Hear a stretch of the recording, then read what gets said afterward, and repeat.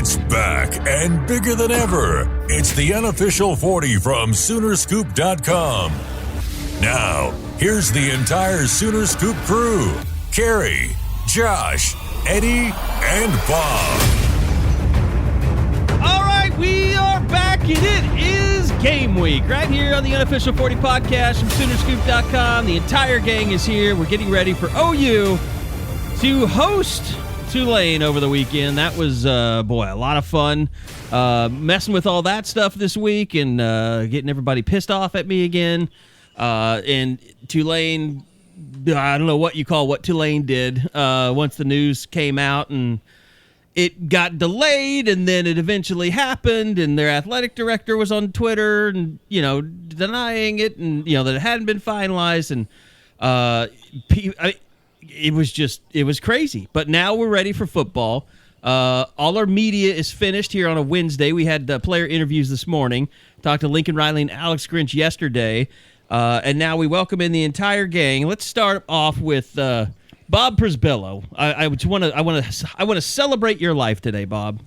All right. He's dying of cancer. Can't wait. Actually, no. Oh my God. Wait a minute. He's not sick. Okay? Talk about breaking my news. Welcome, Bob. Thank you. How were your press conferences this week? How'd you feel you did? Grade yourself on a scale of 1 to 10. I did okay. I got the questions asked that I wanted to, and then I think just hearing about the nickel position was something that was one of my priorities for the week with Jeremiah Cradell, and to end the rumors about Billy Bowman going to running back too. But now to sort of learn that maybe because of Cradell being out for part of camp, maybe Bowman ends up starting. I know Grinch would said they'd name those guys Friday, but I'm sort of wondering if those become interchangeable parts, just like so many of the other positions throughout the roster. Now, we did have, we didn't have the Monday depth chart, which we've kind of gotten used to. It came out later in the week, right? It's come out, right? The depth chart officially? No. You've never got a fucking depth chart? No, we don't have our ors. There are no ors yet. Yeah, I got it. Okay. We don't criticize anymore. Okay. I got you. Don't tweet about Fucking ridiculous. How do we not have a depth chart? I seriously though, I thought it was coming out yesterday, but I thought it would be today. I'll give them a 24-hour period from the taping. And it's Wednesday afternoon. I want to say, maybe I'm wrong. Maybe they told me that it would be Thursday, but I thought it was going to be Tuesday. I thought it was Tuesday. I thought it was going to be Tuesday where we were going to get one. Because they did put out the game notes, and that's usually where they are for people that don't know. And I will say this, at least Lincoln Riley did something that he doesn't usually do, which he just flatly told us that Tyrese Robinson is their starting right tackle. That was almost jaw-dropping. Gave us 3 of the 5 starters. Yeah. Tyrese Robinson, Chris Murray, and Marquise Hayes. And I'll bring Josh in here because you've been hearing the scuttlebutt as well, but something potentially going on with Andrew Rame might be COVID protocol related. Lincoln said that the only person they were missing was Peoples going into this game. That's Ryan Peoples, not Peoples in general. But I don't know, Josh. There seems to be a lot of smoke out there about Andrew Rame. Yeah, it's just one of those things where you're hearing it from too many places, and then all of a sudden you see it, from people that have obviously good sources, and then Lincoln Riley himself starts mentioning Robert Congle, who no one has mentioned or heard from, he really hasn't been discussed since he announced his transfer to Oklahoma. And now all of a sudden he may beat out Andrew Rame at center. I struggle with that. Maybe he's had a last great 10 days of practice, maybe. But when you think about the two things separately, it makes a lot of sense. I guess the good news on that, though, is we did get finally a percentage number from Lincoln talking about percentage that are vaccinated. And if it's at 95%, you're literally talking about a couple of people that would have to go through the quote-unquote full entire protocol, right? Well, yeah, you said all staff, so that takes with them. So you're talking about it just have to be some of the players. And we know one of them, Michael Turk. Yeah, the punter. Yeah, like I mean, but he's been eating enough Domino's this past month to make up for everything. Really, he's been Domino's. I don't think he'll get COVID just because of the Domino's. It is. It's kind of one of those things. If you have the vaccine, if you've been vaccinated, you don't have to follow the protocols of the unvaccinated. It's just like the NFL. It's much harder to make it through a season if you're unvaccinated than vaccinated. I mean, we believe in vaccinations here at Sooner Scoop. I think we're all vaccinated. Yeah. Yep. I might have just lied to you guys. You never know. You never asked for my my card. No, I remember because you took a picture, and this was back in the day. You're fuming. I carry it with me. This is me. How paranoid I was at the time. You took a picture, and granted, I got the vaccine pretty early too. Maybe I pulled some strings. Maybe I knew somebody, but Fauci. I didn't know Fauci. An asshole. Not him. You. No, I did mean it for him. Wait, what? Who would you rather call a fucking asshole? Your boss or someone that you don't know? Think this over. Think this through. Well, I mean, I only meant it for one person. It was Fauci. So, but you got your shot and you took a picture. I was freak out boss guy. I was like, take that down. Take it down right now. I was like, it's already been retweeted hundreds of times. Can't do that. The internet doesn't lie. I mean, which is amazing because you think of all the shit that Eddie has put on Twitter, and that may have been the first thing that we're like, knock it off. But I mean, it's just one of those things because people were getting canceled for getting the vaccine, or it was like famous celebrities and stuff. Wild world we live in. People were going after him, and I was like, the food chain. I was like, that's I don't know if local media is ever going to get to the level of being canceled for vaccinations, but let's stop it before it starts. Yeah, we should have seen what has become coming because people were getting canceled for getting the vaccine. They were getting canceled for jumping the line, I thought. No, absolutely. That was what it was. And that's what it was. I mean, and, everybody gets it. But it was, I don't know. I couldn't share Carrie's concern, but, I at that point, it was all so new, you didn't know what way anything was going to play. Yeah, it was just one of those stupid things. I mean, even now, we're so far away from it, we can look back on it and talk because we've never talked about it before. But I don't know. I've had too many brushes with the cancel culture lately. I should take my own advice sometimes. That'll be on the separate pod. Uh-oh. I think we had a little glitch. There we go. We're still going. Is that good? Okay. Yes. Little recording glitch. That was a pretty good first 8 minutes. We need that. We got it. It's still there. So, I mean, 95% back on track. And the Andrew Rames stuff, it's just like, I don't know, maybe I'm just kind of holding out hope that at some point over the next couple days, he would be cleared, could be cleared. I don't even know if he's not cleared. You know what I mean? I guess I'm looking for an angle to get him back on the field sooner than later. But with that said, I don't even know if he's been missing time, right? It's only been insinuated. Great point, Eddie. I'm sorry. I'm doing business. No, I agree, Eddie. There is this start. I mean, what did we start hearing about this? Almost a week ago now? Friday there's night, a possibility it can be cleared. That exists. It's just, again, without knowing the exact day or, like Eddie said, even acknowledging that there's a possibility that there may be some half-truths in here. It's hard to know where it begins, where it ends, what's kind of real. I thought when Lincoln came out, based on some of the stuff we'd heard, we were going to hear, Andrew Rames, and not why, but just he wasn't going to be available for the game. So for him to leave that kind of open in there makes me think that that possibility still exists.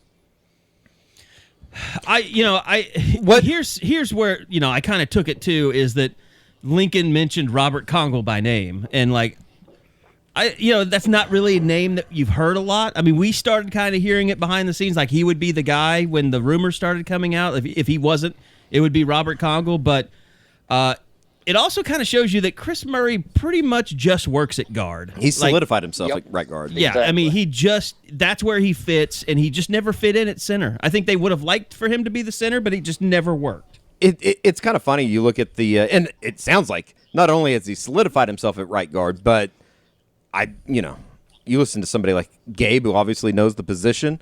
It sounds like he could be an all Big 12 type guy. Chris Murray. Yeah, the early reviews sound really, really good. The thing is like, and I think somebody mentioned it on the board too. I'm never worried about center guard at Oklahoma. Yeah. It's always going to be strong. They're always going to figure out some way. It's when you start talking about those two tackles, and then Lincoln, the way that they're talked about Tyrese Robinson. It sounds like, in fact, I was told yesterday that they're more worried about left tackle than right tackle, which is kind of a bizarro world right now. To me, I think that eventually Wanye Morris wins that job, but I think the fact that I just don't understand why he hasn't solidified himself. Well, I'll tell you why. Because he came in, he was ineligible, he couldn't practice. Exactly. He's been injured some during camp. He hasn't always been available, so he just hasn't had the time on the field to win that job. And I think he will eventually. I think he's if Anton Harrison hasn't stepped up and won it by now you kind of wonder, like, is he that guy? They wouldn't even be talking about Eric Swinson if Anton Harrison had been the guy. I want to give it up to Kerry because we were having a conversation early in camp, and there was all that early buzz about Anton Harrison, like, oh, he had a great summer, looks great, and I was like, okay, he's ready to go be the guy that I thought he could be. I was a believer out of high school, I really was, and Kerry's like, I don't know, it feels kind of smokescreeny to me. It feels, I don't know, like maybe it's motivation. There was several underlying factors we kind of talked about, but it was interesting because I was like, I didn't read it that way at all. And now what we're hearing sounds like that's exactly what was happening. Like there was some sort of motivational tool or something was going on there that it wasn't quite what we thought it was on the surface. Yeah, is it concerning that he can't even be right tackle? Does that mean Tyrese is that good, or that Anton just wasn't nearly what everyone had hoped he would? But we know Swinson's the backup at right, probably, right? Like he's the guy, been the guy working there. Yeah. If Tyrese Robinson can be half as good, he probably needs to be a little bit more than that, but 75% as good as Cody Ford was in 2018. Yeah. I think that would work out pretty well. It's just going to be dependent on, and I think 55 or somebody like that on the board would agree that it's just like sometimes he looks a little lazy. And guys, here's the thing that gets overlooked is, and that's coming from a very lazy person himself. We spend so much time on tackles and how it's going to work out. We kind of gloss over the fact that Marquise Hayes might be one of the best offensive linemen that we've seen come through here in the last 3 years. Just a monster of a man that, if he plays for the better part, with is an attitude every snap, and doesn't try to kill anybody after the whistle, he's as good as they've had. I mean, I don't know if you'd say he's like, if he had Ben Powers' mentality, he'd be a preseason All-American. Yep.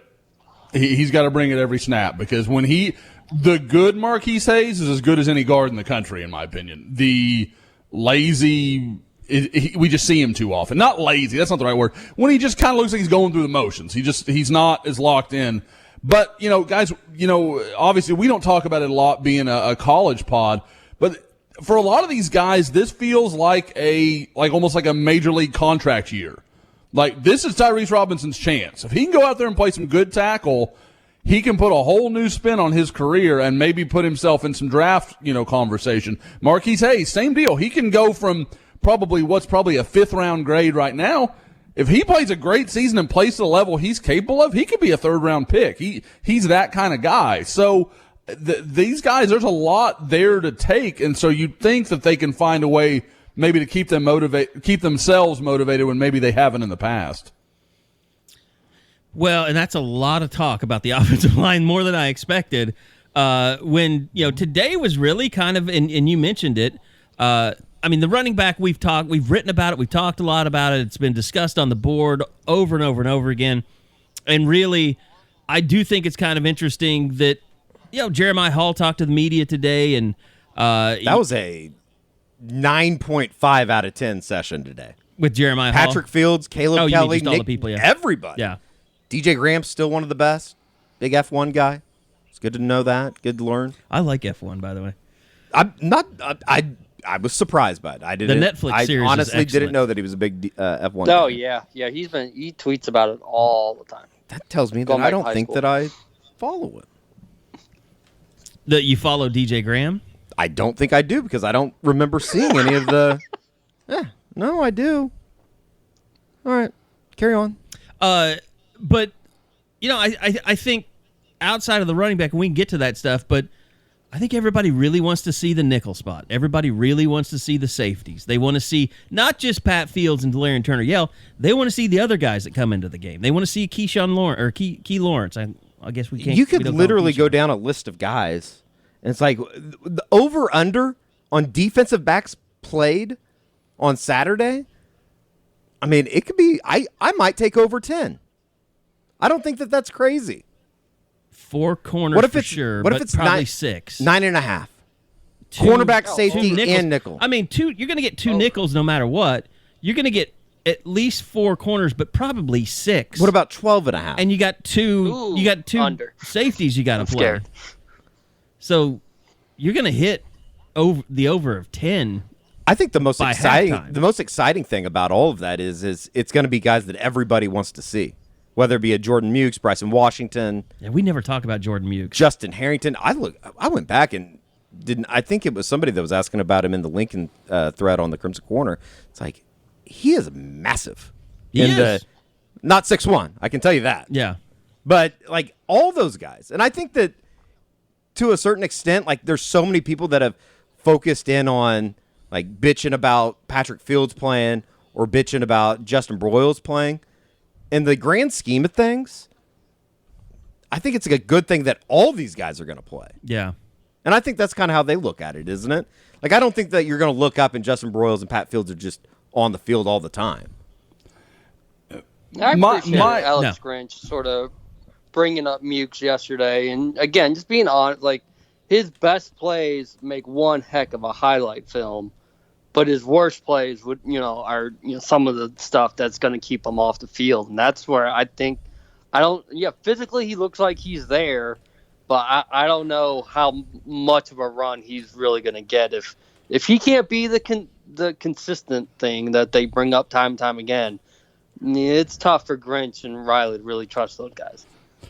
My question is, does Broyles hit the field before Lawrence or Bryson Washington? Fair. To me, that says a lot, and that'll kind of dictate where that safety position is going to go. That's fair.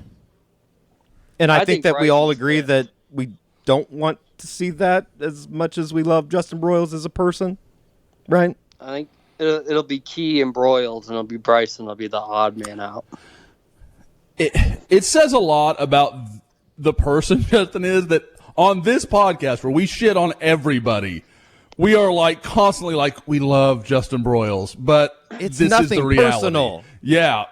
Like normally we don't give a shit, but he is such a good kid. I had to do that today, and I hate it. But like, because Curtis Fitzpatrick tweeted out about he tweeted out his comments, and I asked him point blank. I was like, why do you do that? Like, don't you know? Like, one, do you want people to hate you? Are you just trying to get people to hate you? Like, you should know. It's unfortunate, but no one wants to hear that. And people get angry if you try and say that. Like, Justin Broyles is at that point in his career where he's got to go out on the field and prove it. And people have to look at him and go, okay, he looks good now. Because... Yeah, but it's not like... Will anybody walk away? I might, if I have a couple cocktails on Saturday night and come into the postgame pod and say it. But, like, everybody's going to say, well, it was just Tulane. Or, well, it was just Western Carolina. Absolutely, it would be. Or, well, it was just Nebraska. Like, and they'll do that for Swinson, too. Sure. It's like you don't really necessarily learn anything until December. Like, that's the tough thing about it. It's not, you win the Big 12. It's, can they go compete for a national championship? I guess at the same tone, though, you can say that you'll know. It's going to look different, right? What do you mean? Just as far as their play, like you'll be able to tell. Was it a clean? Was it clean, or was it he's just getting over there and making the play? The thing about it is, his worst moment came against one of the best offenses in the history of college football. Sure, there was just nothing he was going to be able to do about it. He got through into just an awful situation too. That's one of those things, guys, and it kind of feeds into what started this topic for me.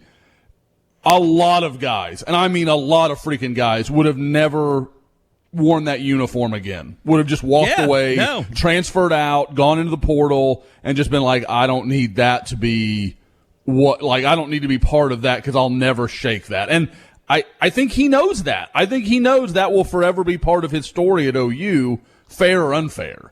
It seems like there's a bunch of that in this group of guys, doesn't it? But I've said the older group before about Justin Fields, like us knowing him when he was in high school, Broyles. Or Broyles. Fields. I wish Justin Fields was on this team. Would he start? Probably not. I've made that mistake forever. Maybe. Not even starting for the Bears, Bob. Could he beat out Caleb Williams? Here's if there was one person I was going to hire for Sooner Scoop, it'd be Justin Broyles. He'd be fantastic working for us. Oh, I think there is a future if he wants that in public speaking or whatever he wants to. 100%. But the problem is, and I still think he can be a contributor. I know. I just don't think he can be an all Big 12 type guy. But this would be like my message to like Tiffany Broyles is like us talking about him does him a disservice because he has so many people waiting to trash him just with his name even being mentioned. His only recourse is to go out on the field and prove that he can play football. That's all he can do. There's a little bit of the, I would say, like Swinson effect, too, that it's just like the popular thing to do, too. Oh, he sucks. Like, without really having any... It's become, it's the F you Mike Stoops It's a little whipping boy type thing. Yeah, I mean, for whatever reason, this has developed over the years, a fan base has to determine who they hate. And they are relentless, and they don't let up. And it's just the way things are. I'm not saying it's good, bad, indifferent. It's just the way things have become. Yeah, and it's certainly not Oklahoma alone Swenson, in that. Broyles, and Brian Meade. Those are the three. Yes. See, now, Bob, you're just trying to upset me, and I'm not going to do it with you. We're not going down this road. So, yeah, I mean, you're going to see Justin Broyles play probably a lot against Tulane and probably against Nebraska. So, I mean, my God, Nebraska. Bless you. Thank you. But, I mean, just moving over to the offensive running back position, I mean, obviously, you can't make it through a season with two guys. You just can't. It's not possible. From what we know, it's not possible. And I remember... Like, I would hear people calling into radio shows yesterday, like, Steve Owens just a carrot 52 times a game. That got brought up in the Zoom today. I guess I missed that. I usually tune out as well during that Q&A portion, but yes. But no, I mean, like, okay, great, yes, Steve Owens, like, and I was thinking, like, if you had Steve Owens run a 40 after a game versus before a game, like how slow would it be? I don't know. Probably pretty slow. Would it be like, would he go from like a 4.6 to like a 5.3? I mean, that was like 30 years before I was born. How fast was Steve Owens? I mean, he's won a Heisman Trophy. He's pretty fast. I realize that, but like seriously, I have no idea. I didn't even different think I was era, alive when he was playing. So, but I'm just saying, like, how much did just football fall off from the start of the game to the end of the game back in those days? That's what I'm fascinated by that. Because you also had guys playing two ways, right? So I mean, not only sure, Stevie Owens is getting his 40th carry late third quarter, but the other dude has played 100, had played 80 plays on offensive line and linebacker, like he's worn out. Yeah. And, I mean, football had advanced to, like, they were speeding things up then. It wasn't all just 3 yards in a cloud of dust. But, I mean, they were I formation. All that. That's all history. We don't need to get into that. I'm just saying, making it through, I mean, we've had the game where, was it Dimitri Flowers that had to play at Iowa State, the only running back on scholarship? Yeah, because of the damn parking attendant. Oh, yeah. Just pestering Joe Mixon. Joel Adams wasn't ready. Was that at, and then Samaje was injured, right? That ankle, maybe?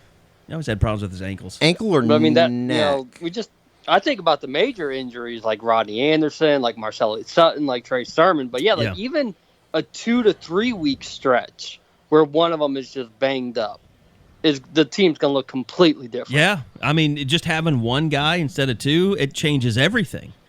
Now, there is, I think, an element of, like, and I think it's kind of cliche to say, but anytime that a team goes on a championship run or anything like that, there is an element of, like, luck that comes into it, isn't there? Where you just fly through a season and... this is well known. You had 0 major injuries in that 2000 season. Sure. And I'm not saying that has to happen again for them to... Although Josh Heupel finished that game with an elbow the size of a grapefruit. And that was because of some other things on South Beach, is what you've always told me. Okay, whatever.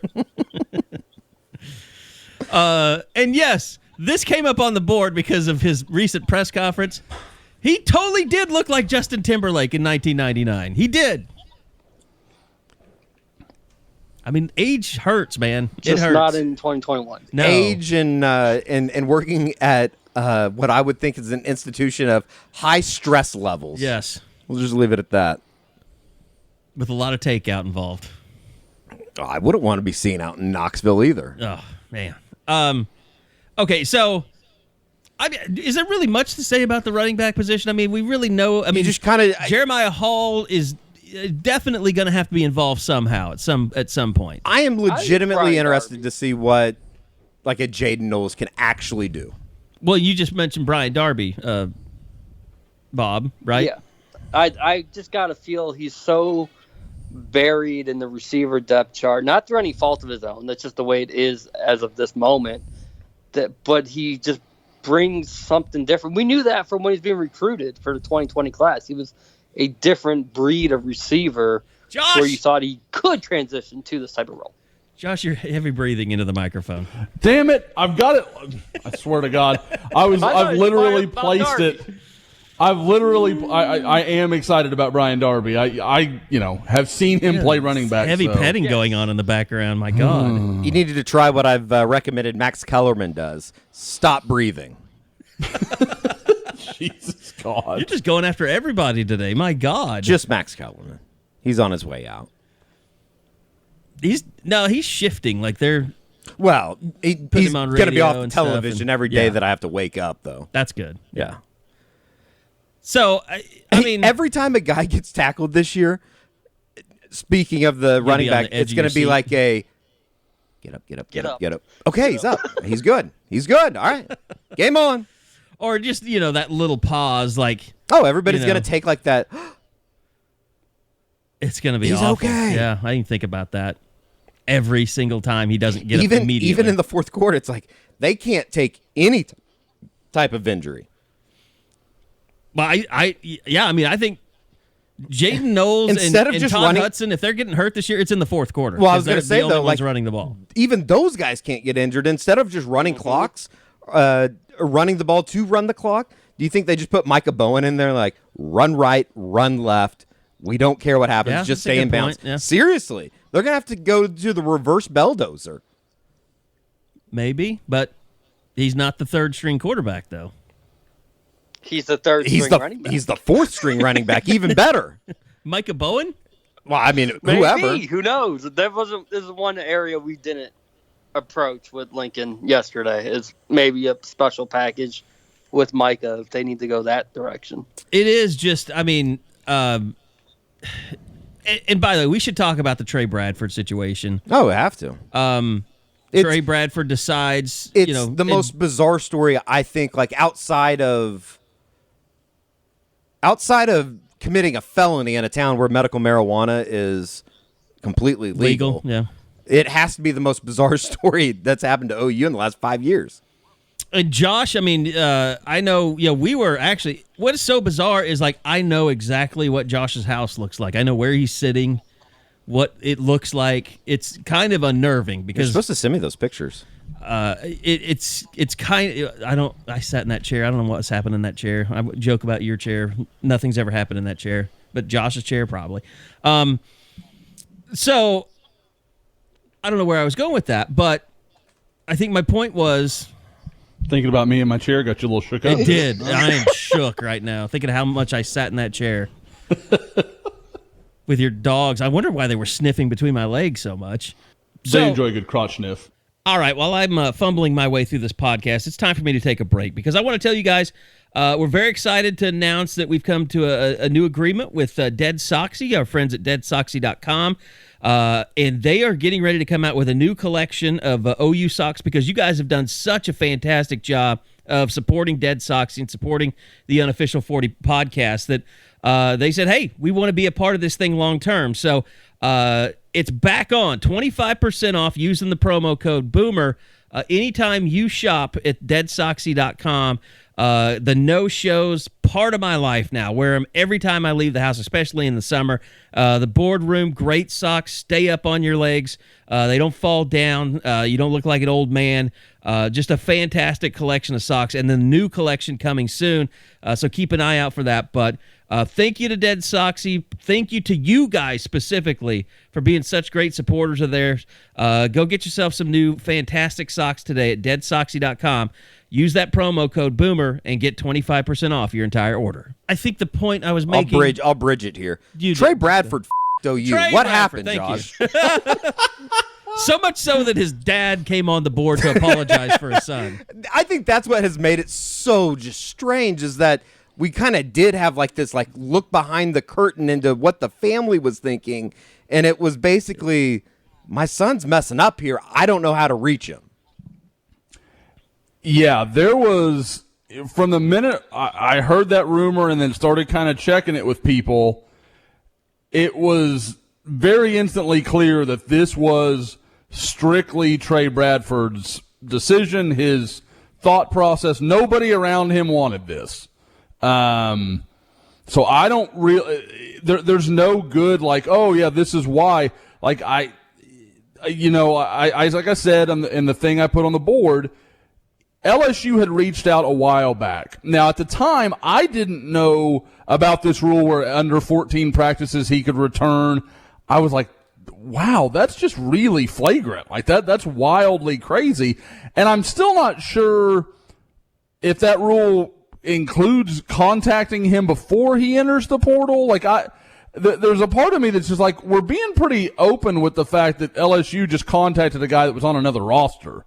There was no real bones made about that. So that whole thing is, I guess it should feel weird to me knowing the school we're talking about. It doesn't feel all that weird to me, but whatever. But yeah, there's no question. His dad's a guy I've talked to a lot, dating back to when Tre was still at Lancaster and, going through the recruiting process.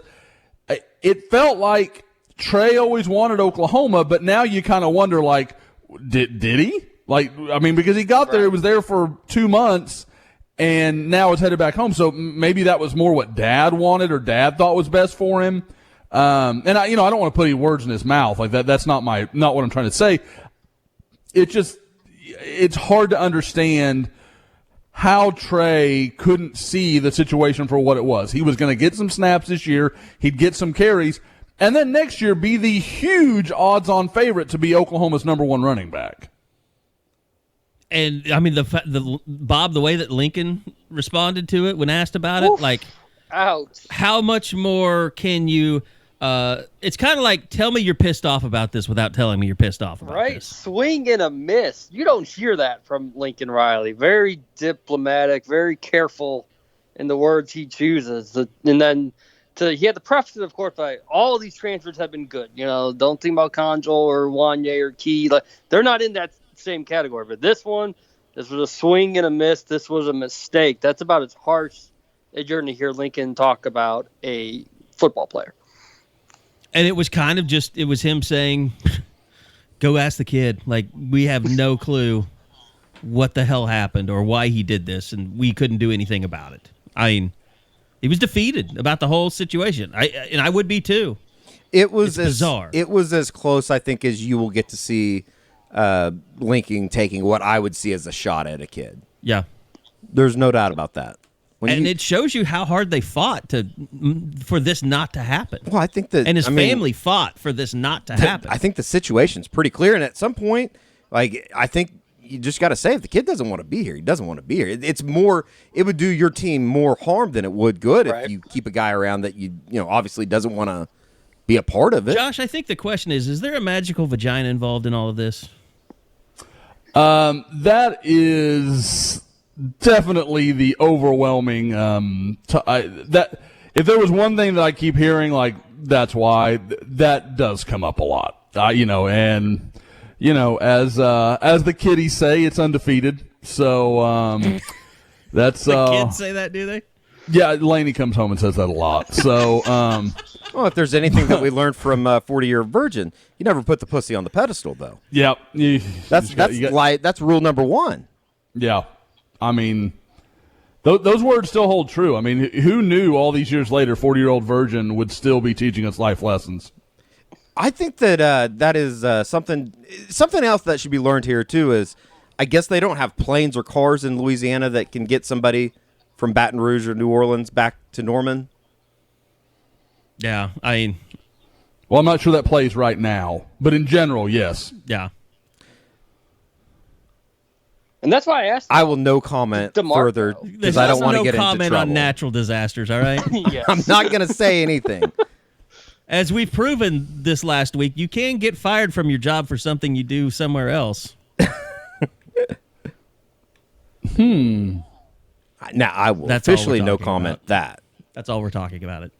That's it. There's your thing. So, yeah, I mean, there's not even any need to say, well, where's OU go now? Because the season is starting.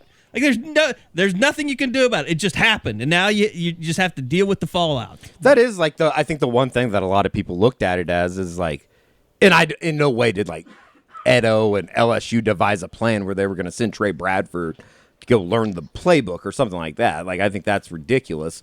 But at the same time, I guess there is a side of the transfer portal that OU, for the most part, hasn't seen as far as things not working out for somebody. Well, you go down the list and look at this team and all the guys that are going to help them this year from the transfer portal. Sure. They've won way more than they've lost. Sure. I mean, they might have a starting center thanks to the transfer portal. And by the way, I like Congal better than Conjal because Conjal just reminds me of like conjugal visit. I know, but Lincoln says Conjal. I gotta say it. I refuse. I'm Congaling it. Just like Ellinger and Ellinger. I mean, he's still Austin Siebert. Sure. Well, to Eddie, yeah. Back in the league. Back in the league. Is he? Yeah. Is he? Nice. Signed by the Detroit Lions today. He's going to go play for Dan the Campbell. Lions didn't have a kicker after yesterday. Okay. Ooh, that is hilarious. Because I was like, I wonder if he'd end up there. Because, literally just rocking with no kicker in Detroit. You're going to have to get me back on track. The transfer portal. Yeah. But, Key Lawrence, Wanye Morris, and the guy that I think on and on. The guy that we continually Eric I feel Gray, like the guy that has put you in a position to be good at the running back position. Or how about the guy that we continually forget about, and maybe I'm the most excited to see is Mike Woods. Yes. He was the guy that DJ Graham said gives him nightmares up today. Yeah. Said that Bob said the most impressive thing about him wasn't just his speed, but his route running, right? Yeah. Yeah, this is a guy with a lot of experience, a lot of production. It's just because you didn't see him in spring. Sometimes you forget that he came over. Where even all those other guys were during spring, so you got to at least get a feel of who they are. Because he showed up so late, there's still this unknown about what Woods really brings to the table. But it sounds like it's definitely going to be a lot. And it's strange because at times I've heard like he's the best receiver in camp. But yes, me too. But you've also heard Mario Williams is the most unstoppable guy in camp. It's like there are all these guys, and just going through it yesterday, like I really have zero concerns about receiver. I think the biggest question is who is Rattler going to rely on when he needs to find somebody? Is it going to be Stogner all the time? Could Drake Stoops kind of become that guy? Could it be Jaden Hazelwood? Like, who is it going to be? It's really, no matter how good you are, the quarterback has to get you the ball, and whoever he becomes most comfortable with is going to be his go-to guy. And we don't know who that's going to be. It was kind of Stogner last year until he got hurt. And that's why I was wondering if that's why they move Mims inside. So maybe he can get some of those tough third down catches too. I don't know. That's possible. They might just live off Braden Willis and Stogner. I mean, can you think of like 2 better blankets for a quarterback? Well, and if Hall's doing more stuff at running back, it really opens the door for Braden Willis more than anybody. Yeah, except those guys got to stay healthy too. That's a limited room. The 2 back room, I mean, almost forces OU. The 2 running back situation almost forces OU into more heavy sets. Now they can do all kinds of cool stuff because they've got very versatile players. But with Hall, Stogner, and Willis, they could have 3 guys on the field and do almost anything they want to. Yeah. So Tulane, the opener. It's been an interesting week. OU was in a terrible position because, when Joe Castiglione released that deal, what was it, last Thursday, just alerting people like, hey, we're monitoring what's going on. It was Friday night. Was it Friday night? Yeah. Friday night. Yep. But from what I had been told, they had been alerting people that Friday, like, get ready for the game to be here on multiple different levels. You got to realize you got to talk to people, the students that are working Sooner Vision. You got to talk to the merchants on Campus Corner. You got to talk to all these different divisions, game day ops, to see if you can start getting people to come in and work. Like hotels. Hotels. So many people. I was having people from hotels contact me like, hey, Tulane's booked here for Friday. I won't say where it was. But like all this stuff had to happen really fast. Essentially, they had to wait and see if the hurricane actually hit.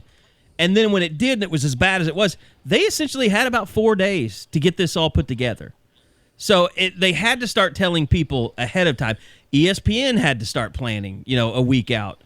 So it wasn't that hard to get the information that the game was moving to Norman. Then, I wasn't even the first person to put it out. It just so happened I put it out, and then all the national people started verifying it and retweeting me or quote tweeting me. And then I think Jason Kersey had verified it, and for whatever reason, the Tulane AD went after Jason Kersey. Oh, it's just one of those things. It's like, don't act like we're stupid. I think everybody knows the score here. It's like, you're not going to be able to play in New Orleans. Right. So are you just going to cancel the football game? Like, come on. Well, and what it was, it kind of became a thing where he got upset because he hadn't had a chance to talk to his players yet, and he just simply wanted to ask them, are you guys okay with playing this game? And I get that to a certain extent. Yeah. But like, if don't be mad at somebody else. If you have told half the town that it's happening and you're going to announce it at noon, on what day was that? Monday. Was that Monday? Monday. Yep. So there was a set, like you think that AD would have known they're going to announce it, I need to go tell my players the night before or something like that, which didn't happen. What else did they have to do in Birmingham? Like, you could probably could have gone and told them. So, like, I'm not blaming anybody. Maybe his logic was go through a day of practice in Birmingham and see if your emotion is there. Right. That's the only thing I because it was so fresh. I mean, all the damage and, hopefully no one had loss of life in their family or anything during the storm. But yeah, I mean, it's one of those things, and people got mad at me, and I got it. It was an emotional day, and it was difficult for everybody, but it kind of delayed the timeline of it coming out. But I mean, here we are. We're going to play a game. If you wanted to know, like, why is it only lower bowl? It's because of all that stuff I said. It's a Labor Day weekend. Exactly. And they can't get enough people into work. And I would imagine they'll probably even have trouble next week getting people into work because people just don't work right now. Like, everybody's got help wanted signs everywhere. I don't know if it's because there's so many marijuana shops that they pay everybody to work there or what. I know the fast food industry is hurting. Every time you go to a fast food place, they have a help wanted sign up. So that's why it's the way it is. And by the way, I think 5 o'clock today, which was about when the pod will come out, 5 o'clock Wednesday, the general public will be able to get the remaining tickets that the season ticket holders did not buy up. There's going to be a lot more people than I was imagining when they said the lower bowl. was going to only be filled. Did you figure it out? Well, I mean, somebody that used to work for the ticket office gave me a guesstimate on what he thought, or she thought, they thought, them thought. Use your pronouns. 2021. Just under 67,000, I believe, is it's like 67.5. And since it's not technically a home game. With loge box, suite, everything full. Since it's not technically a home game, you wouldn't have to count it as a sellout. But if you sell all the tickets that you're selling, it's still a sellout. I bet they count it. I bet if they sell out, they will. If they don't, they won't. Not going to Nebraska this thing. Boy, they're getting creative to keep their sellout streak alive. 66.5 with everything. Regular seating bowl is around 58.5, which is a lot more than I don't know. Sounds right, because the upper deck is only the two sides of the stadium, right? I guess that makes sense. Here's what I'd like to know. If you have a suite, wouldn't you think like OU would just be like, hey, you can just be in your suite this game? Like, is OU charging you for this game for your suite? That's what I'd like to know. I think so. Hit me up at Carrie A. Murdoch. I'm pretty sure that they are. They're charging them? Ooh, I don't know about charging. I guess that's different. Because you could buy, I thought that was like one of the options. It was like 60, 50, 30 or something for the seats. I don't know. Well, we'll have to ask the new athletic director, Troy Dannon, who's currently in charge of the stadium for the week. Yeah, that's true. Yeah, we were joking before the game about... We should start throwing stuff out and asking them about the stadium. We were joking before the podcast because Bob was asking you, like, can OU bring in recruits this weekend?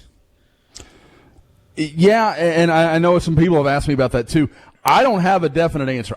My gut says no, just based on the designation being Tulane being the home team and the logistics of switching that around. I don't know how that works within the NCAA because I've just never had to cover anything like that. I'm not familiar. But I'm still waiting for a definite answer, but I would be surprised if they can host anybody. And even if they can, I don't know what you put together on this short of notice. I would imagine, their plans are all for next week, and it probably goes along with staffing and, getting the cookie cakes and all that stuff that they get for them. And is there like a ceremonial handing over the keys that Josie and the AD from Tulane will have? I love how you're making this into like Tulane literally takes over OU's campus. Willie Fritz, he stays at Lincoln Riley's house Friday night, is what I heard. Sleeps in his bedroom, that's what I was told. Well, I mean, the Riley family won't be there. That was a discussion that I had with somebody. Like, if you gave someone your house for the weekend, or took them in for the weekend, it's called an Airbnb. No, like they suffered a tragedy. Oh, you allowed them to come into your house to stay. In that situation, do you have to give up your master bedroom to them? Would they even want your master bedroom? Are you still staying there? Yes. No. They get the couch or the pool away. Well, we were talking about room. Like, so does OU not give their locker room to Tulane for this game? Hell no. Like, it would be hilarious if OU had to be in the visitor locker room for this. There would be a revolt. I mean, they had to stay in those sheds across the street. I mean, they could survive in the stupid visitor locker room. Yeah, these guys. Not any of these guys. Yeah, that's what I'm saying. That's why they haven't been humbled. They need to be humbled a little bit to start the season. Go make them stay in the visitor locker room. That's why they can't get over the hump in the playoffs. They haven't been in the sheds across the street. Over at the Bud. I think, was it 2017? Was that the last team that stayed in those? I thought it was probably longer than that. 16? I thought. Imagine 2017 they were back. Yeah, I think that is right. So Bob never technically addressed the team in the new locker room, right? Yeah, yes, that's correct. Baker had his locker room where he wrote everything. That's right. That's the new one. Right. Yeah. Just imagine if this was Iowa. And so Iowa got shifted over to that pink-ass locker room for their home game. They're like, what the hell is this? They walk into that thing and see all the salmon everywhere. I just love the visual of the Iowa's own prank getting thrown back on them. How about them using the children to cover up the fact that, they basically are anti-LGBTQ? Whom? Iowa, as a football program. Oh. Just a diversion is what it is. I see why they have the football. I see why they have the Iowa caucus up there sick now. Sick children that we celebrate while the other team. What are they taking out of that pink locker room while everybody's looking up at the hospital? We're emasculating them in. I see what you're saying. Yeah. Yeah. Oh. Something more people should talk about, I think. I think now they will probably. Let's cancel Iowa football. You don't have to do too much. That's true, Bob. Well, Kirk Ferentz is letting his assistants talk to the media for the first time ever. Probably because he knows that he's on the short. People are after him. Okay, so let's get into. I mean, games coming up. I don't really have a whole lot to break down between Tulane and Oklahoma as a game. I mean, it's going to be exciting to see this defensive line. You know, I think that there's been a month and a half build up of these guys are the best group that we've ever had. From the coach's standpoint, and I think that it's going to be exciting seeing them get after. Do you think that they're going to have to tell like Perrion Winfrey, like, look, these guys have gone through a lot of tragedy back home. Let's not do anything. Let's not kill anyone today. If he's a killer, he'll go out and do it. He'll go out and multiply it. Does he? Would Michael Myers take a day off? No, he wouldn't. I wonder, can he wear those pads in the game, the thigh pads? I think so. I think everybody can. I don't know why he couldn't. I'm pretty sure that they did last year, or at least Buki did. He had 44 and I think a matchstick on the other one because he was getting burned all the time. Oh no! I'm just kidding. Had to. But no, it's gonna be. That's probably what I'm looking forward to most. Is just seeing how just ridiculous that defensive line can be. Yeah, it's going to be exciting. And, we talked about the defensive secondary earlier. I mean, I think, Danny Stutzman, Clayton Smith, those are all guys that Ethan Downs, I'm excited to see at least out there running around. That's one thing we didn't ask Lincoln. We didn't ask him about how he's going to approach going back to the 4-game rule. I think it's obsolete for a program like OU. I don't think it's going to matter anymore. So Ethan Downs, you think, will just play? Because again, if you weren't injured and you're still here as a redshirt senior, then something went wrong, and I think that'll be their mentality. You sort of heard, I think it was Roy Manning that said, "It's like, yeah, that doesn't really factor into what we're doing. We're just going to get guys ready to play for as much as they can, and we'll just kind of go about it." But like, what was the point of holding Rattler to only 3 or 4 games in 2019? That doesn't help. Yeah, he's not gonna. He's not gonna spend that extra year in Norman. Right. So I'm still gonna do the tracker. That's not me getting out of what I'd like to do. I'm still doing it Sunday morning, but I don't think it's that huge of a deal when you're recruiting at the level that they've been at and the expectations they have of the young guys that they've brought in. I guess that would be the question then to Lincoln is like, is your program advanced to the point where you don't even care about the 4-game rule? That is the question. Yep. Yep. The noise coming from this end was not me breathing into the microphone. It was literally me just nodding the whole time Bob spoke there. Because if OU is the program they want to be, you don't give a shit about red shirts anymore. Like that's just not part of the deal. If the kids need a red shirt, they're doing it at some other school because they have left your program and have opened up a scholarship for someone else who can help you. Like that has to be the way you look at it going forward.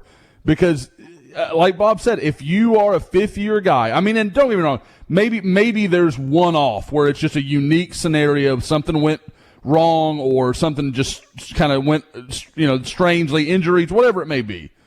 Okay, fine. But generally speaking, there shouldn't be more than a couple of 5th-year seniors on your whole roster. Like, they need to either be gone or be headed to the NFL. All right, a guy like Jaleel Farouk has an excuse. He didn't have a high school senior season. Wasn't a mid-year guy. Comes in June.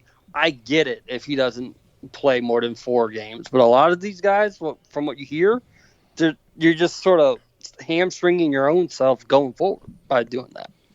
Well, and I mean, look, Lincoln's had some success. I mean, we forget about this, but Nick Benito went into that, full year of just development when he was a freshman. So I still think you'll see that. And, I've seen Jalil Farouk. I mean, he's not very big. He looks like he could use a good year in a weight program. And I'm sure they'll identify some of those guys that are just massively talented, but just need a year with Benny Wiley to work and get bigger and stronger. And don't really, not really concerned with how much they're playing on the football field that year. They'll learn it in practice.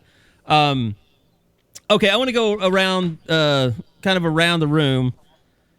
Give me your MVP on both sides of the ball coming out of game one. Who do you think is going to star the most on both sides of the ball? We'll start with you, Bob Prisbillo. I'll go Eric Gray. This is the guy that we've all been sort of wanting to see, and despite the fact, I don't know how many touches they're going to get. I don't know how they're going to manage that. She's going to do enough with those touches to have you excited throughout the rest of the season. And then on defense, I'm going David Agwebu because I've already said I think he's the breakout star here going forward. As much as Brian Asamoah, Deshaun White will do their job to the best of their ability, if Agwebu maxes out, he surpasses them. And with the confidence and comfortability he has second year at the position and Brian Odom leading the way, Agwebu makes that leap. And I don't know if it starts on Saturday, but by midseason, he's definitely the number one guy. Are we going game one or are we going season? Yeah, apparently Bob's going season. He's giving himself a lot of outs here with his game one pick. I'm gonna have to recall the roundtable that we did because I remember putting David Agwebu as my breakout star as well. I think there's a little bit of there's some receipts. Copycat. There's some receipts available on that. Going. Hear from my lawyer this afternoon. Josh, you want to go? Yeah, I think for me, and I like Bob's Eric Gray pick. I really do. My problem, I feel like OU at running back is going to be on a load management schedule. This is the LeBron James diet for those running backs all season, where they are going to any place where they can duck carries, they're going to duck carries for those running backs. So I'm going to go with Mike Woods. I love what I'm hearing. I like that that there is so much positivity around him. When you talk to the corners, you talk to Spencer Rattler, everybody just seems to be like, man, this guy he's better than you realize. And so I think he could have a big breakout game, maybe have a big play down the field. And again, he's a receiver. Maybe it's 3 or 4 catches, but maybe one big one that really kind of breaks it open. Defensively, I'm going to stick with the linebacker group, but I'm going to go with Nick Bonito. I feel like Nick Bonito against Tulane, all the buzz we've heard all summer, it just feels like it's all like when the stars just kind of align. That's what it feels like right now. Like Nick Bonito is rounding into form at the perfect time right at the beginning of the season, and I feel like he is just going to have a phenomenal month of September going against some teams that just won't have any way to answer him. Eddie? I feel like all the good ones have been taken. I feel like I got to start working my way down the list of names. Do you want me to go while you think about it? I'll go hot prediction. And this is tough because I don't even know if he's going to be back there. I'll go Mario Williams. Motherfucker! That was mine. And he returns a kickoff or punt on Saturday. You son of a bitch. Now defense. You can apologize to Karen after calling her a bitch. She's going to listen to this. And then I'm going to go defensively. Man, I mean, I know it's kind of a cop-out, but I could see Perion Winfrey just being an absolute like, who's going to block him from Tulane? Yeah, breakout game. Now, I guess you can't really say it's a breakout game because I think denouncing his presence with authority. But yeah, I think there will be multiple moments where you go, okay, I think he's going to be just fine. All right, you stole my pick on offense. So, you know who I'm going with? I'm going with Spencer Rattler. I think Spencer Rattler comes I was going to ask, can Rattler be a breakout star? No, MVP is or an MVP. Yeah, MVP. I think Rattler's going to come out and set the tone for a Heisman season. I am not going to be shocked if he throws for 400 yards in this game. And I think he's going to want to send a message to Mr. Caleb Williams, who's been shining in practices, and say, this is my team, you son of a bitch. And sorry, Mrs. Williams.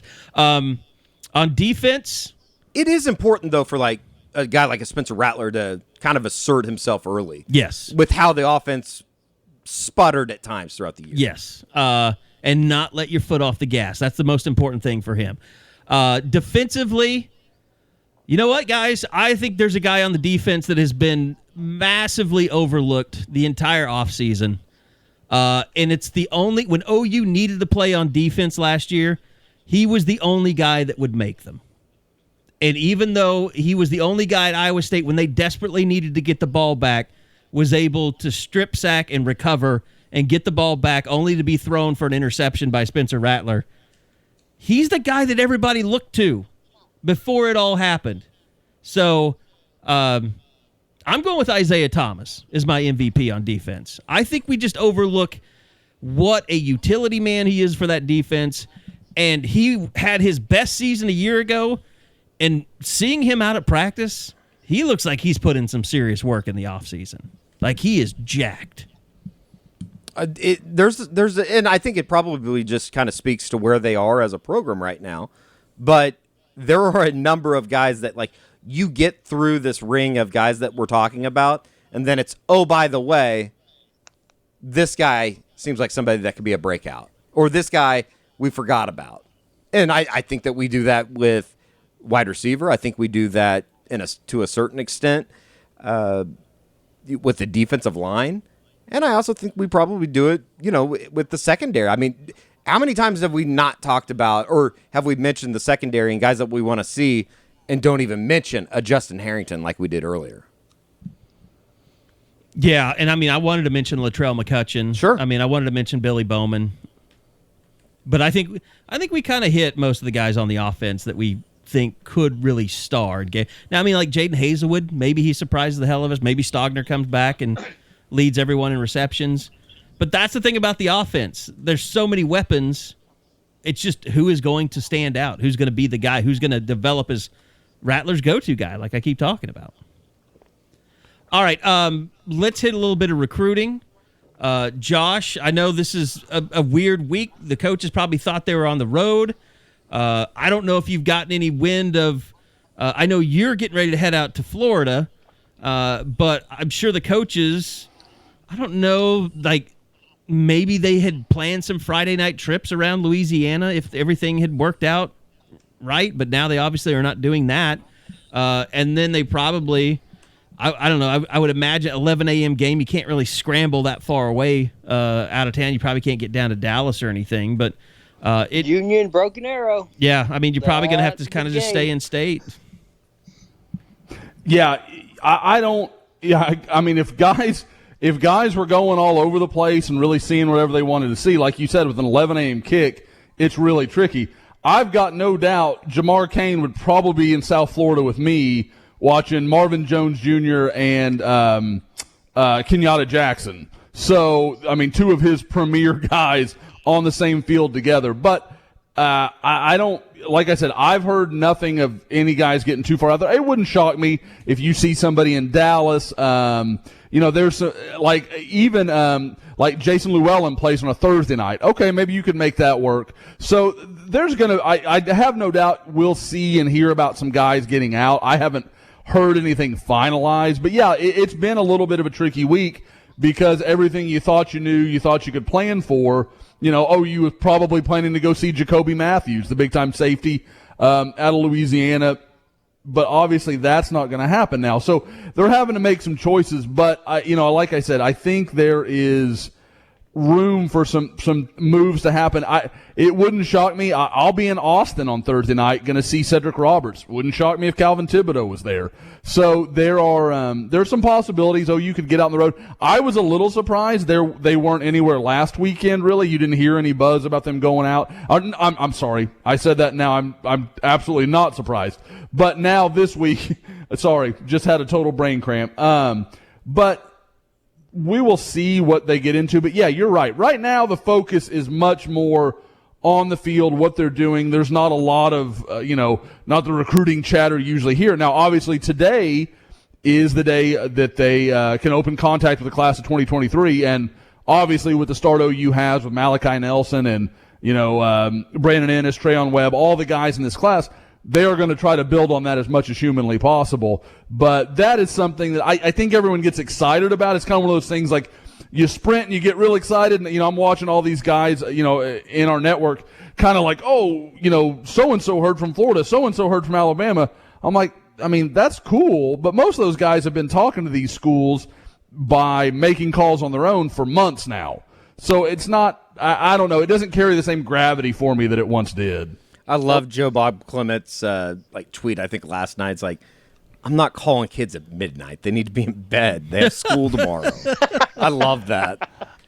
It's so funny because as a guy who grew up a recruiting guy, I was like, oh, yeah, that's really cool. And now as a parent, I'm like, I don't want some asshole calling my kid at midnight. Knock that off. Like, he's got school in the morning. He's got practice. He's got to lift at 6. He's got school, and then he's got, practice afterward. Like, be cool, man. And I can absolutely see that's one of those things where it's almost like I'm sure some families are like, nope, we're not going there because that guy's an idiot. Do you think that you have enough of a relationship with the schools you really cared about that they just be like, hey, coach, don't worry about calling me at 12:01. Like, it's cool. I think right when all this started, that was probably a thing. Like, the coolness of it. But like you guys said, I think it's kind of been taken over by just people, sending out really cool edits. Sure. Because I saw the thing with like they send out like 10 different folders to the same kid and stuff like that. Like, that's showing somebody, and that shows that you did that, you timed it out right so it would get there that day and stuff. To me, that's much more impactful than a phone call.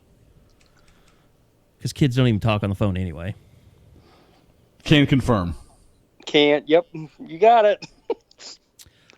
So, Josh, just in terms of, obviously the 2023, still a monster class. They did launch official offers out today, and you'll see a lot of that on social media. OU kind of launching their chosen campaign for their class of 2023. And unless they back down to the Buckeyes. I don't think you can sue each other over having the same hashtag. But it's also weird because it looks like Ohio State and OU work together somehow on something. So, or that guy used to be at Ohio State. I wasn't quite sure how that all worked out. But, Josh, with all this coming out, like, what is it, if anything, that there is to kind of keep an eye on right now? I think it's really that there are several of Oklahoma's most primary 2022 targets that feel like they're getting real close to a decision. I think I've said it for a month now. There's some buzz on Javonte Barnes. We have to, at some point, the buzz fades. And I think maybe we're entering that phase, but there still is talk that could come down. The Rivals 100 running back from Las Vegas. For a top schools at it yesterday. Yeah. So my guess is he may do what we see more and more kids do, or he's going to tell a school what he's doing, or obviously he won't tell other schools, but he'll tell the school he's going to, and then kind of play the game until he announces. And he's talked about doing it at an all-star game. He's talked about doing it, his final game of his senior year. I mean, he's mentioned some different things. He and I have been a little hit and miss. Like, he'll talk to me, and then he kind of fades out, so I never really have enough to do a story. It's just kind of, I've got bits and pieces. So that's been a little tricky to follow. But no, I think OU's in good shape there. Gabe Dindy, if he's not committed by October 1st, I'll be very surprised. That has a chance to be a massive win for Oklahoma, or just an absolutely heartbreaking loss. He has come out, said OU and A&M are his two final schools. He's kind of moved on from Ohio State, which was always kind of seen as the third option. This isn't a big surprise. Any of our members know that this has been OU A&M for a while. Do you think it could be in this month, though? I do. I just have a feeling. So we'll see. So everybody knows we're recording this on September 1st. This isn't like a late release you're getting here. I think in the month of September we'll see something. I just do. He's even talked to me about wanting, he kind of started to feel that itch really early mid-August is when we talked about it, and he kind of said, yeah, this is a possibility. This could go down sometime soon. So, I don't know that. I don't want to say, oh, yeah, he's told me, because that's not the case. It's just my feeling that by the end of this month it's over. one way or another. I think Gentry Williams is not that far off. Now, Gentry feels like a guy that might run it a little longer just to kind of make sure he's doing the right thing. I think he is leaning toward Oklahoma, but at the same time, I don't know. But yeah, not to go down the whole list of OU's 22 board, but that's kind of what's interesting to me right now is that a lot of key pieces OU's going to have some answers on, and then we're going to have to see what happens. And I guess just as a small little note here is 2022 wide receiver. I think OU has identified some guys. There's literally no way they're going to sign 0 receivers in the 2022 class. So they know who they want to look at. I've mentioned a few on the board, guys like DJ Allen, kid out of Gladewater in Texas, Tyler King from the Houston area that is a Texas Tech commitment. There's several others. Major Everhart from Amarillo is a really interesting big-time speed guy. For all those people that, kind of lament OU dropping Brennan Thompson, Major Everhart's actually beaten Brennan Thompson in some track events. Yeah, he is crazy, scary fast. So, that's a common thread between all three of the guys I've mentioned here. They all can really run. Tyler King reminds me a lot of Hollywood Brown. And where's the 5? I mean, the whole thing. So there are some comparisons there. We'll see. They may go find a guy in Northern California that I don't even know about yet. But there's no question. I mean, people are like, why aren't they doing anything? There's nothing new to see. They're going to watch some senior tape. They're going to see who they like, see who emerges, and then go from there. Bob, you have any big questions for Josh? You think they'll get involved with Talon Shetron? I saw him on Friday night. Bob and I did. I did see that Talon liked your tweet about the curse was over, Bob. No, he's a good yes, guy. he did. He knows. He's a good guy. He's a good kid. I messaged his dad that morning.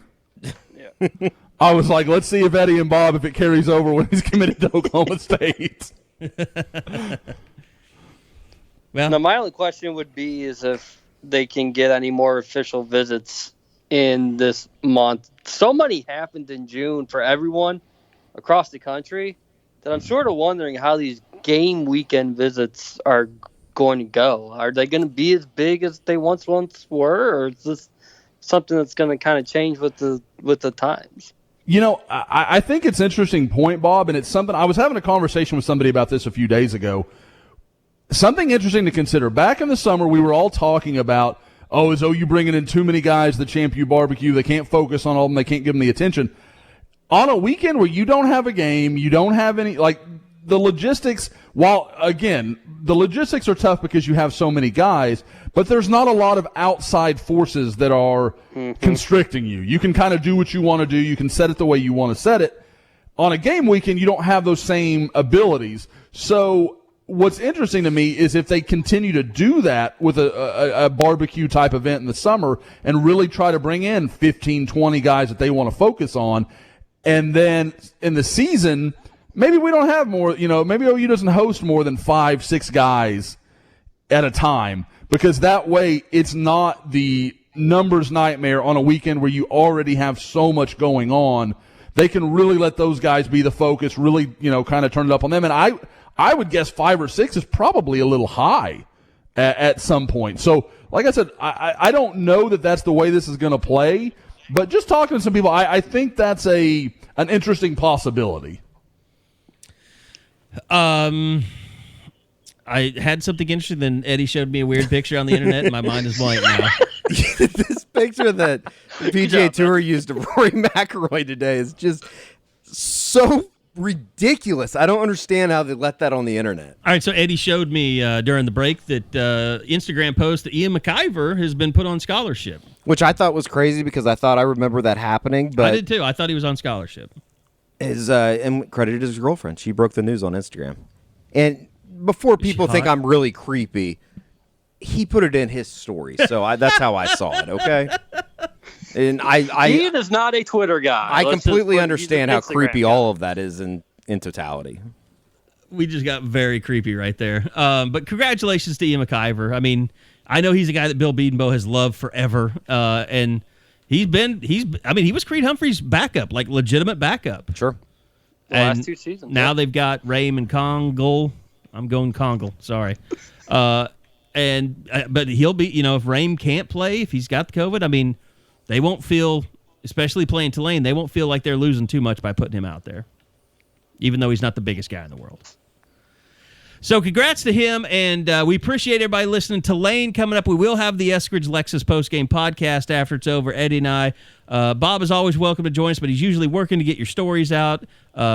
Josh is willing to join us, but either he's having family fun night or he's just drank too much because he can't stand to watch Frozen 2 once more. We all have our limits. I didn't get to see the girls when I was down there. They did enjoy their Quick Trip swag that I finally got to take them. Yeah, hey, thanks to Quick Trip, the girls enjoyed their little. They call them stuffies, basically, like the little ice cream cone that are kind of what would you call that? Plastic plushy ice cream cones. Yep. The girls and two guys, for the people out there that are concerned about the future of Soonerscoop.com and the Tiffany Carey relationship and never been stronger. Me crying at night, being stuck in the middle of this love triangle. There was actual video sent from Tiffany to Carey. I know, of the girls with the toys. They were very excited. And I also showed up with a gift. Yeah. Yes. She has told multiple people about that Rescuer's lunchbox. She was pleased to have that. It's amazing that I grew up straight, that I had a Rescuer's lunchbox. Again, I'm Rescuers Down Under. We talked about it while you were here. That's I'm a number 2 kind of guy. How many years did that come out after Rescuers? I think we've looked it up before. I want to say Rescuers itself. Yeah, it was 1977, and then the Down Under was 1990. So you don't see a lot of sequels 13 years apart. We talked about this like when I was down there. Like the most fascinating thing about growing up and learning about it when you get older is like we weren't seeing Disney movies when we were kids like as they were released like you do now. Like now it's like Little Mermaid, and then it's Lion King, and there's a progression, and they make them so you go back to the movies every couple of years. Back when we were little, like Herbie the Love Bug, I thought I was seeing that for the first time in theaters. It had been made like 20 years before I'd been born. Yes, there is. It's like the first time you learn that, it just blows your mind. Yeah, like I'm that way with music because I can remember listening. Like in my mom's car, like to like Led Zeppelin or something. And I was like, oh, this is amazing. And then like now I'm like, that song was like 20 years old the first time I heard it. Like, and I remember like being like, that was hard for me to wrap my head around. So yeah, Tiffany and I had a good time. I got to give her a State of the Union address while you did a radio hit. We talked about the business side of business. Got to tell her all about our World of Warcraft accountant that she was fascinated by. Yes, that is Tiffany's again. Like Tiffany has multiple science degrees. She's a little bit of a nerd, so it's a little surprising she didn't go that route with World of Warcraft or something like that. But I've never caught her with a 12-sided die or anything. And I will say this: I was a little disappointed. You have a nice neighborhood, but it's not nice enough for James Harden. No, it's not. It's not. That was you actually are not as rich as I thought you were. No, we are absolutely not. No. We probably shouldn't even live here. We are poor folk that like to live way far above our means. So we're going to sell one of the children at some point. That's our next step if it's necessary. You can just hide one of their bodies in the tiny trash cans that they give you in Houston. Those are the tiniest trash cans that I've ever seen. I guess I got to come back to Norman and see these monsters because I thought that was pretty large. It was so weird. Anyway, I don't know why everything's not bigger in Texas. It's not. No. Keep talking. You're going to incriminate yourself. You need to stop. All right. I don't know. That's a weird way to end the pod, but that's how we're ending it. By the way, some cool stuff coming at Sooner Scoop on the Crimson Corner. Should have that announced. That I think a lot of people are going to like. It's your opportunity to Spy on your rival, if you want to call it that.